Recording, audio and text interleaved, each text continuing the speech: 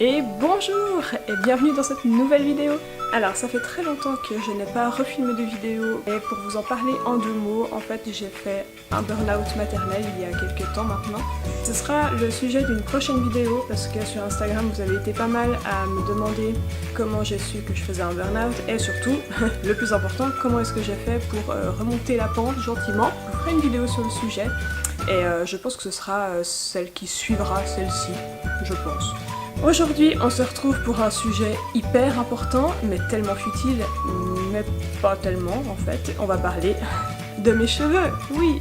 Pour vous expliquer un petit peu par quoi je suis passée avant d'arriver à ceci.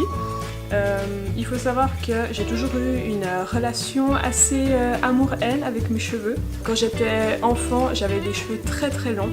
Quand je dis très très longs, je les avais jusqu'aux fesses. J'ai eu des cheveux longs vraiment pendant des années et tout d'un coup, j'ai eu envie d'avoir des cheveux courts.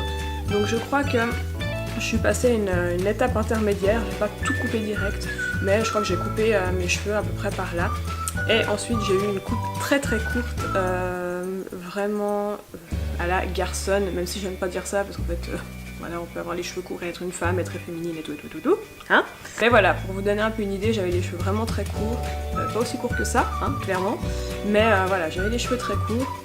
Et après, je les ai laissés repousser, je crois jusqu'au niveau du bas des omoplates, quelque chose comme ça. Et je ne sais plus exactement quel âge j'avais, mais j'ai voulu faire mes pointes en rouge. Alors je crois que c'était la mode. Je sais plus si c'était une chanteuse genre, je sais pas, Avril Lavigne qui avait les pointes de ses cheveux rouges. Et du coup je me suis dit, oh, il faut absolument que j'ai la même chose, c'est trop bien. Je me souviens que j'étais allée chez une coiffeuse à Nyon qui prenait les gens sans rendez-vous. Et je me souviens que je n'avais pas assez d'argent pour payer la coloration et le brushing, donc en fait elle m'avait fait la couleur et j'étais ressortie avec les cheveux trempes et je me baladais dans les rues de Nyon comme ça et tout le monde me regardait, mais j'étais trop heureuse d'avoir mes pointes rouges. Voilà, donc ça c'était la première vraiment expérience niveau couleur que j'ai eue. Avant ça, j'avais fait aussi pas mal de shampoings violets parce que j'adorais avoir les cheveux violets foncés. Donc ma maman m'achetait des colorations qui se lavent en 7 à 8 shampoings. Et voilà, j'adorais avoir ces cheveux-là, je trouve ça trop beau. Et à partir de la fin de mon apprentissage, j'ai vraiment testé toutes les colorations, toutes les pigmentations possibles et imaginables, je pense. J'ai eu les cheveux roses, violets, turquoise, bleu clair, bleu foncé, j'ai eu les cheveux verts, j'ai eu les cheveux orange aussi, j'ai eu les cheveux rouges, pétants pendant très longtemps, il y a eu une période que j'adorais, j'ai eu ce côté-là, rose, violet, turquoise, bleu, et puis l'autre côté rasé, j'adorais ça, je trouvais ça trop beau. Voilà, j'ai fait vraiment plein de trucs. Et le dernier sacrilège capillaire que j'ai fait à mes pauvres cheveux, qui sont quand même, hein, comme vous le voyez, très foncés, je les ai décolorés, enfin ma coiffeuse me les a décolorés pour que j'ai les cheveux gris. Voilà. Donc ça a totalement niqué mes cheveux, hein, comme toute décoloration, mais là vraiment, enfin, de partir de ça, voilà, et arriver à un gris clair, voilà, c'était quand même le truc à ne pas faire sur mes cheveux. D'ailleurs elle m'avait bien prévenu hein, que ça allait pourrir mes cheveux, mais j'avais trop envie de ça, donc elle me les a fait. Même si elle a utilisé des produits pour gainer un minimum le cheveu et donner l'impression qu'il était encore à peu près vivant, mes cheveux étaient morts, vraiment. Donc après ma phase grise, j'ai décidé d'arrêter un peu toutes ces colorations flashy parce que ça ne me correspondait plus autant. Quand je les faisais, j'adorais ça, j'adorais être différente, j'adorais que les gens se retournent dans la rue et tout. Voilà, j'adorais avoir les cheveux de toutes les couleurs. J'ai eu les cheveux bleus, entièrement bleus, et je trouvais ça trop beau. Même si avec le recul, ça n'allait pas forcément avec ma carnation de peau, mais voilà, j'ai adoré avoir les cheveux bleus. Et il y a eu quand même un moment où je me suis rendu compte que je n'assumais plus du tout ça.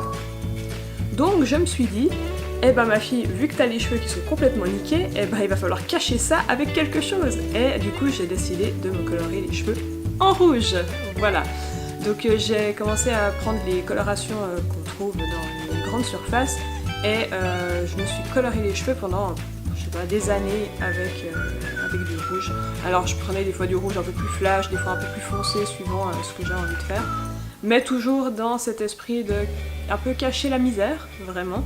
Parce que je voyais que mes cheveux étaient niqués et je me disais que le rouge c'était le pigment qui tenait le mieux sur mes cheveux et que du coup, même s'il fallait quand même de l'entretien pour que ça reste un joli rouge et tout, et ça me permettait d'avoir des cheveux qui étaient visuellement pas trop moches. Voilà. J'ai commencé à me dire qu'il faudrait que j'utilise des produits un peu plus naturels sur mes cheveux, du coup que j'allais arrêter de les colorer. Donc quand tu arrêtes ça, et en fait tes cheveux te montrent leur vrai visage, si je puis dire. Et vraiment, j'ai commencé à voir que mes cheveux étaient vraiment de la paille. C'était horrible. Donc voilà, j'ai commencé vraiment à espacer le plus possible les colorations pour que psychologiquement ce soit faisable pour moi. Je suis passée au shampoing solide naturel. Je pourrais pas dire pendant combien de temps je l'ai fait, hein, honnêtement. Voilà, si vous avez vu mes dernières vidéos, vous savez que je suis une pive en date, en notion de temps, etc. Et en début d'année, de cette année, je me suis dit que c'était bien joli de laisser repousser mes cheveux. Et voilà, je pense que jusqu'en haut des oreilles, je commençais à avoir des longueurs qui étaient assez saines parce que j'utilisais plus que des shampoings solides, j'utilisais des masques hyper naturels, je faisais des bains d'huile, enfin vraiment je les soignais au maximum. Donc voilà, mes cheveux avaient quand même bien repoussé et je voyais que vraiment le premier bout était joli, vraiment. Par contre, voilà, j'avais les cheveux jusque là à peu près, et en fait toute cette partie-là, j'avais beau faire tous les masques de la terre, tous les bains d'huile de la terre, on ne peut rien faire. Hein. Voilà, on ne peut pas faire de miracle. Hein, voilà. Avec l'arrivée du semi-confinement qu'on a connu en Suisse, j'ai eu, comme beaucoup, ce truc de me dire je sais pas quoi faire, je vais me couper les cheveux, hein. Donc je me suis dit, j'en ai marre d'avoir vraiment, en plus j'avais, les 10 premiers centimètres étaient vraiment niqués.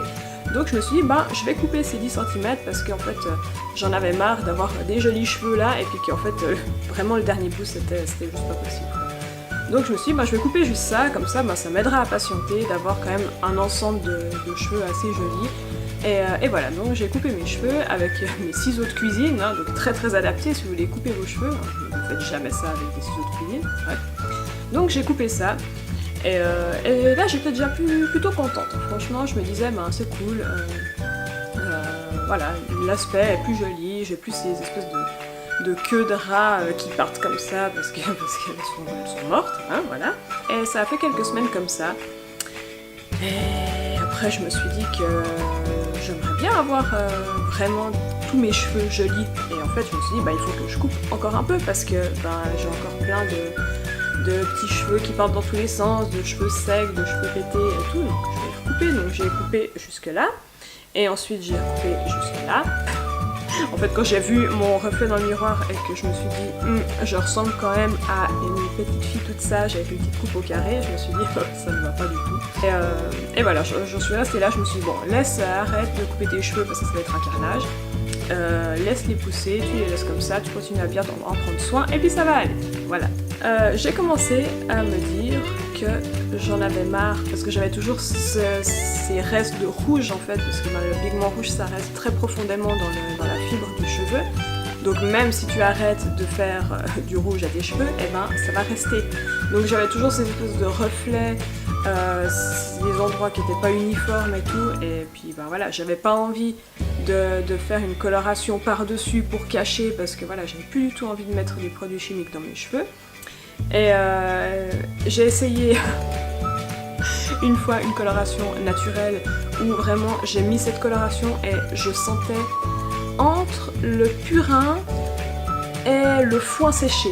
Voilà, c'était absolument ignoble et cette coloration a tenu un shampoing. Donc je me suis dit que ça ce n'était pas pour moi. Je me suis dit ça m'énerve, j'en ai marre, je ne sais pas quoi faire pour que mes cheveux me plaisent, j'en avais vraiment marre du rouge, je saturais de cette couleur. Pourtant je l'avais adoré pendant des années mais là je n'en pouvais plus. Je suis allée sur YouTube et j'ai commencé à regarder des vidéos de femmes qui se rasaient la tête. C'est quelque chose qui m'attirait parce que je me disais qu'on prenait le contrôle en fait en se rasant soi-même la tête. Et je m'étais dit, en fait voilà, autant couper mes cheveux tout court plutôt que d'attendre qu'ils aient la longueur que je veux, mais toujours avec ce rouge dégueu. Et surtout que, en fait, au mois de mars, en fait, on ne savait pas jusqu'à quand allait durer ce semi-confinement, donc je me suis dit, si ça se trouve, les coiffeurs ne vont jamais rouvrir et il va falloir que je me débrouille toute seule, tu vois, voilà. Cette idée de me raser la tête ne m'a plus quittée.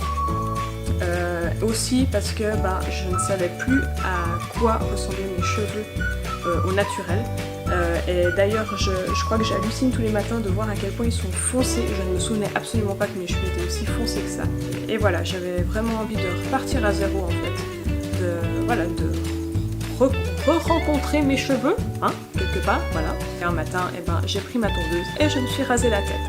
Et ça a été une expérience tellement dingue, vraiment, de vraiment prendre moi la tondeuse, de me la plaquer sur le crâne et de me raser la tête. Alors j'ai pas rasé à blanc, hein. J'ai rasé à 6 mm je crois, sauf erreur.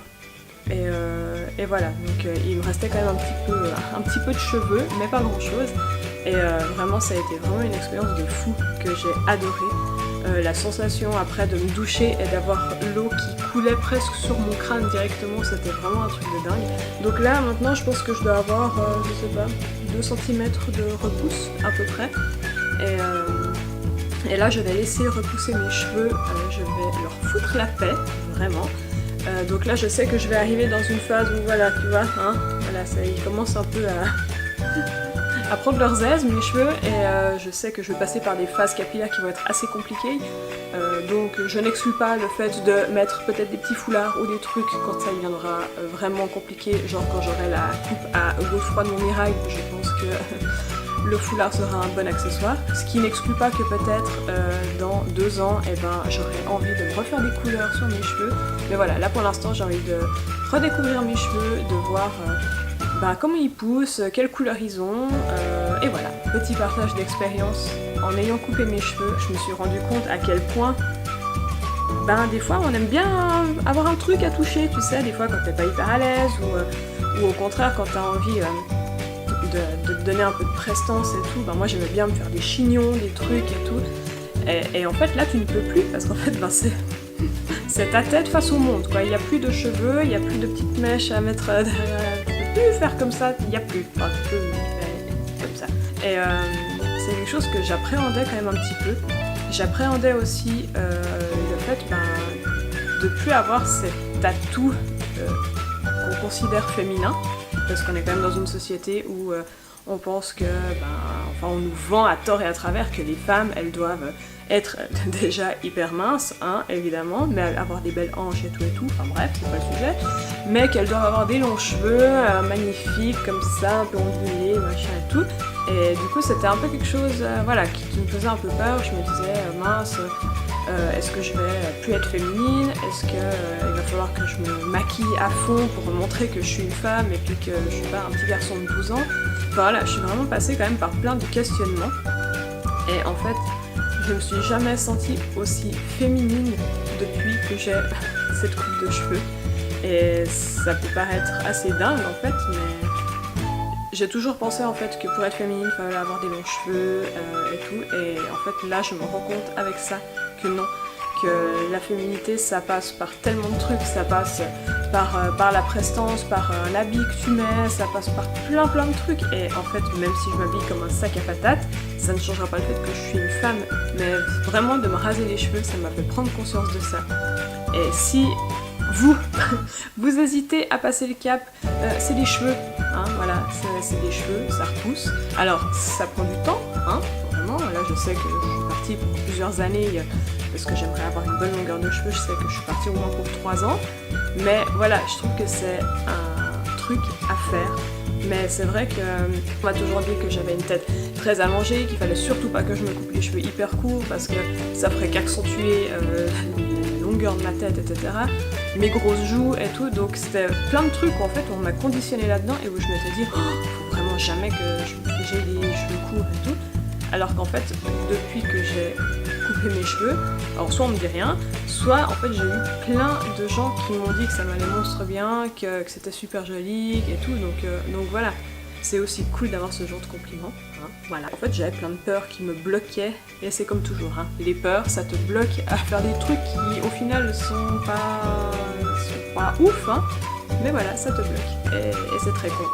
Donc voilà, cette petite vidéo pour vous montrer mes cheveux, pour vous parler un peu de mes expériences capillaires, et pour vous dire surtout que si vous avez envie de faire un truc, vous coupez les cheveux ou autre chose, et ben en fait, on s'en fout des autres, chacun fait ce qu'il veut, et puis encore une fois, c'est que des cheveux quoi. Allez, ciao!